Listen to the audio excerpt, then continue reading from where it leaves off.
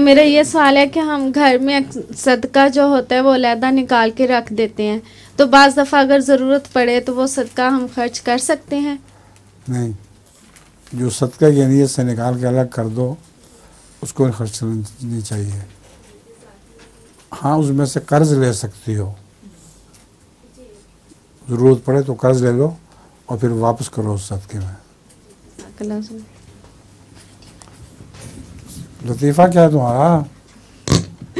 हुजूर एक है छोटा सा है, सुनाओ।